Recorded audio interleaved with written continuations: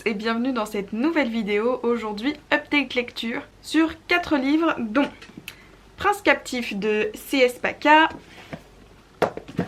Ash Princess de Laura Sebastian, Strawberry Moon de Laia Lopez et enfin Tu as promis que tu vivrais pour moi de Karen Ponte. On commence tout de suite avec le premier tome de Prince captif de C.S. Paca, qui est le tome L'esclave, dans cette édition d'intégrale où j'ai lu seulement le premier tome pour l'instant.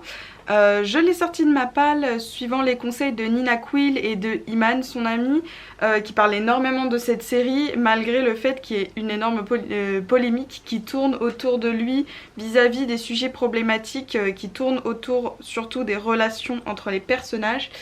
Donc pour vous remettre un petit peu dans le thème, on va suivre une guerre entre deux pays, Vert et Achelos, qui sont tous les deux dirigés par deux jeunes hommes, Laurent de Vert et Damianos d'Achelos, qui va donc être appelé Damen, et le demi-frère de ce dernier va s'emparer du pouvoir, donc prendre le trône et envoyer Damen à ses ennemis pour le transformer en esclaves qui sont de véritables esclaves de charme en fait. Donc il est offert aux pays voisins comme un simple trophée. Donc on va suivre Damen qui arrive à la cour de Vert, donc en territoire ennemi, et qui va découvrir un petit peu l'horreur qui se cache derrière l'esclavage à Vert, où les esclaves majoritairement masculins vont se faire traiter d'abord comme des objets de mode, mais ensuite carrément comme des objets sexuels, et c'est là où ça devient grave, puisque on parle même de mineurs dans cette histoire. C'est là où le côté problématique arrive, puisqu'éthiquement c'est pas terrible tout le temps, hein. Notamment si vous l'avez lu, la scène de l'arène de combat qu'on pense être un combat qui est quand même bien plus hard que ça. Donc j'avoue que cette scène m'a un petit peu dégoûtée. Mais à côté de ça, on va continuer notre quête de vérité avec Damen, qui veut déjà un peu voir la vérité qui se cache sous les paillettes, on va dire, de la cour. Et ensuite être un réel acteur pour lutter contre l'esclavage et réussir à abolir cette pratique qui est absolument abominable. Donc pour le côté problématique, est-ce que je le trouve problématique?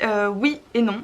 C'est-à-dire que si vous êtes sensible à certains sujets comme la violence sexuelle, l'humiliation, l'enfermement, l'esclavage, ça va pas vous plaire du tout. Il y a des passages vraiment choquants. Donc mon avis là-dessus, c'est que j'ai trouvé que les quelques scènes vraiment hardcore m'ont permis vraiment de voir comme le personnage principal l'horreur qui se trouve là-dedans, mais j'ai trouvé qu'il y avait vraiment des scènes qui étaient trop, c'était trop. C'est-à-dire que oui, une ou deux descriptions, ça aurait été bien, voilà, pour nous donner une idée de ce qui se passe, mais là honnêtement en un livre, il y a plus de scènes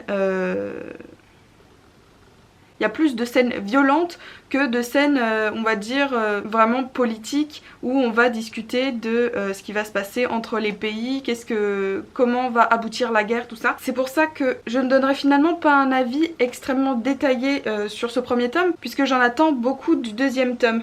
En effet, on m'a dit que le premier tome, effectivement, était très descriptif, mais il n'y avait pas vraiment d'action, l'histoire n'avançait pas vraiment, et moi c'est ce que j'attends dans ce deuxième tome, c'est qu'on ait une approche beaucoup plus politique, diplomatique, voir comment Damen va aider à changer les mœurs, c'est ça qui m'intéresse. Mais à côté de ça, donc la relation un peu bizarre, un peu syndrome de Stockholm entre Damen et Laurent, ça me plaît moyen, alors que je sais que de nombreux lecteurs ont adoré cette relation, mais moi pour l'instant j'apprécie pas du tout, puisque c'est vraiment à sens unique et c'est assez malsain, donc on verra, mais pour l'instant je pars un petit peu sceptique. À voir dans le tome 2.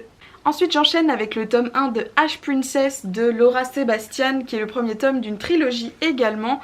Donc celui-ci, faut dire que c'est un livre que j'ai sorti il y a peut-être bien 2 ou 3 mois, donc j'ai mis énormément de temps pour le lire, puisque j'ai trouvé qu'il y avait pas mal de longueur. Finalement le livre fait plus de 500 pages et l'histoire est très lente à mon goût.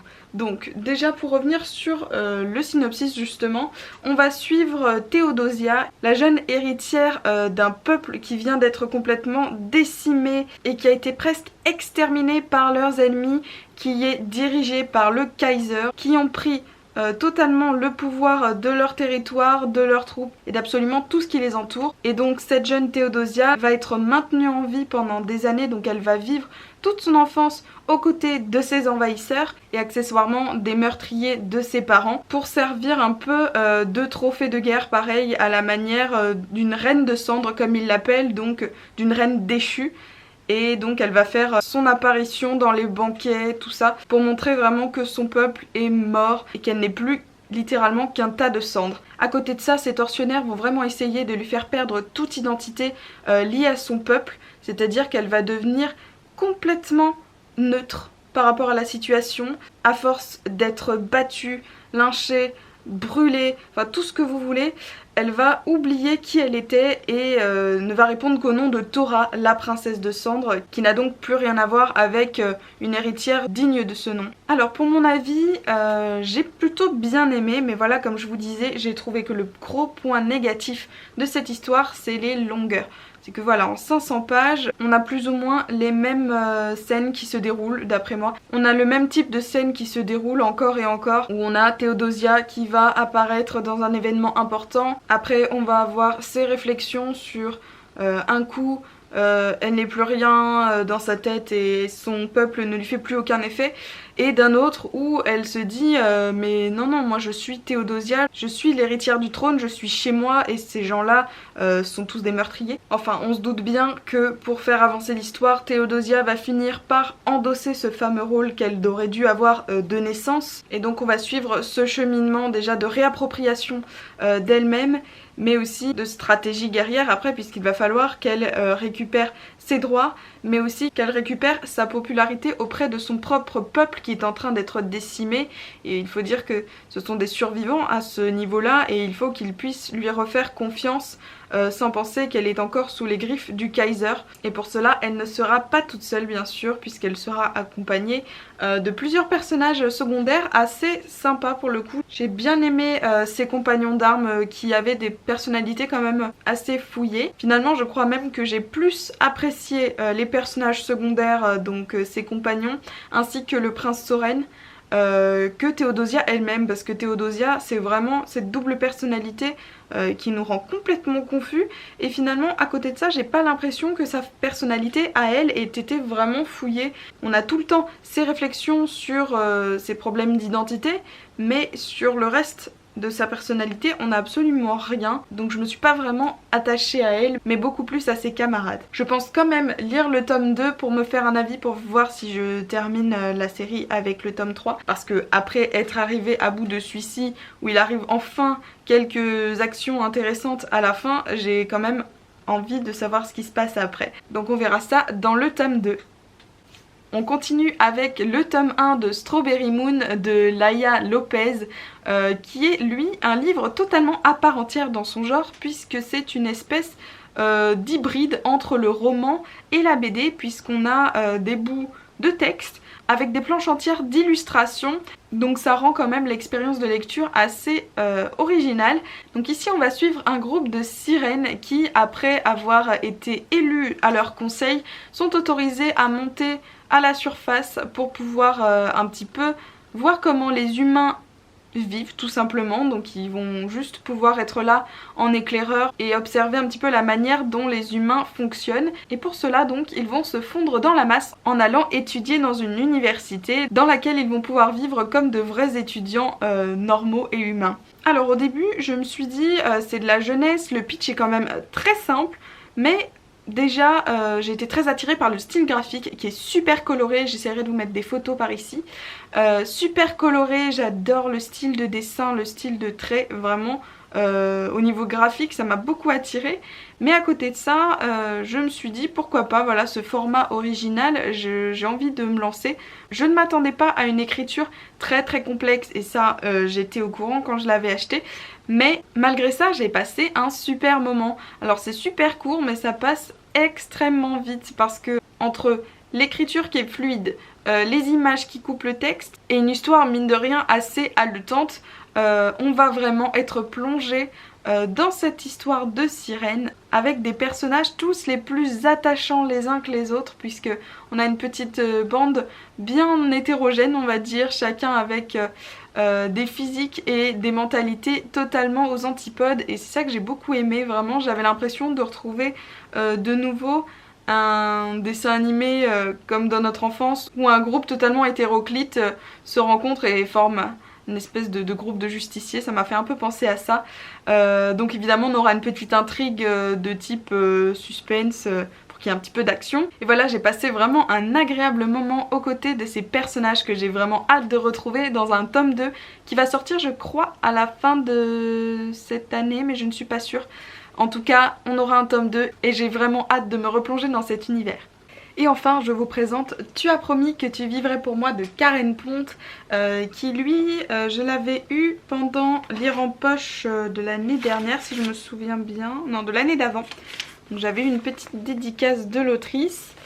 Tu as promis que tu vivrais pour moi, c'est un roman feel good, plein de bonnes ondes, qui donc parle de l'histoire de Molly qui vient de perdre sa meilleure amie Marie, qui était tombée malade et qui avant de mourir lui avait écrit un certain nombre de lettres pour que justement Molly ne se laisse pas aller après sa mort et puisse faire un petit peu toutes les choses que Marie a toujours voulu faire et que Molly va devoir faire pour elle, d'où le titre Tu as promis que tu vivrais pour moi. Donc tous les mois, Molly va recevoir une enveloppe avec un défi à réaliser, un rêve de Marie, ainsi qu'un peu d'argent pour le réaliser. Et vraiment, ce roman, je l'ai lu je crois en 2 jours. Vraiment, je l'ai dévoré. Il y a toutes les émotions à l'intérieur. Vous passez du rire aux larmes, de la tristesse à la joie et vraiment à l'épanouissement, parce que c'est ça hein, vraiment le but, sa finalité, c'est vraiment qu'on passe du deuil à l'épanouissement de soi, et Karen Ponte arrive très bien à nous berner, de nous amener d'une émotion à l'autre sans problème. J'ai adoré son écriture qui était à la fois fluide, rigolote avec des petites blagues et tout ça, et ça pourtant je suis vraiment pas bon public pour les romans, j'ai vraiment du mal à trouver une écriture qui me fasse rire, et là ça a été vraiment le cas. J'ai beaucoup aimé le personnage de Molly, mais encore plus le personnage de Marie qui revit dans ses lettres. On voit qu'elle connaît tellement bien Marie qu'elle arrive à anticiper absolument tout ce qui va lui arriver, même les paroles qu'elle aurait prononcées quand elle lirait les lettres, donc j'ai trouvé ça super drôle. Vraiment, on aimerait tous à ce moment-là avoir une Marie dans sa vie qui nous connaît sur le bout des doigts comme ça. Et vraiment, toutes les deux, ça a été un réel plaisir de les suivre dans ce périple de reconstruction. Je recommande ce livre absolument à tout le monde s'il a un petit coup de mou et qu'il a besoin d'un petit peu de motivation et de bonnes intentions dans sa vie à ce moment-là. Moi en tout cas, je ne regrette pas du tout de m'être lancée dans cette lecture qui a été un réel petit coup de cœur pour moi. Voilà, c'est tout pour cette vidéo update, j'espère qu'elle vous aura plu. Comme d'habitude, les livres que j'ai mentionnés sont dans la barre d'infos. Si vous avez aimé, n'hésitez pas à mettre un petit j'aime, à laisser des petits commentaires pour me dire si vous avez lu ces livres, si vous les avez aimés ou pas, dites-moi, ça m'intéresse. Et encore mieux, si ça vous a vraiment plu, n'hésitez pas à vous abonner pour recevoir toutes les vidéos que je sortirai prochainement. En attendant, je vous souhaite d'excellentes lectures et je vous dis à bientôt pour une prochaine vidéo. Bye!